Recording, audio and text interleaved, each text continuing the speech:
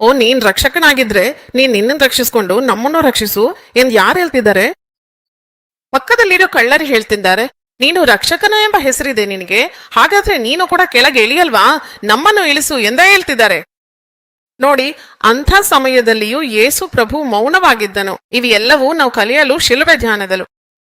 ಯಾರಾದ್ರೂ ನಿನ್ನನ್ನು ಏನಾದ್ರೂ ಹೇಳಿದ್ರೆ ತಕ್ಷಣ ಪ್ರತಿಕ್ರಿಯಿಸುವುದು ದೇವರ ಇಚ್ಛೆಯಲ್ಲ. ಬಹಳ ಜನ ಯುವಕರು ಇಲ್ಲಿ ತಪ್ಪದೇ ಕೇಳಬೇಕು. ಹೆತ್ತವರು ಗದರಿಸಿದಾಗ ಕೋಪ ಒಂದೇ ಸಾರಿ ಬಂದು ಹೆತ್ತವರಿಗೆ ಏನಾದ್ರೂ ಹೇಳ್ಬಿಡ್ತಾರೆ. ಅದನ್ನು ಎಂದಿಗೂ ಮಾಡಬೇಡಿ. ಹೆತ್ತವ್ರ ಮಾತು ಚಡ್ಡನ ಮೂಟೆ ಎಂದು ನಾನೆಲ್ಲೋ ಓದಿಕೊಡಿ. ಹೆತ್ತವರು ನಿನ್ನನ್ನು ಹೊಡೆದ್ರೂ ನಿನಗೊಲ್ಲೇದು, ಬೈದ್ರೂ ಒಳ್ಳೇದು.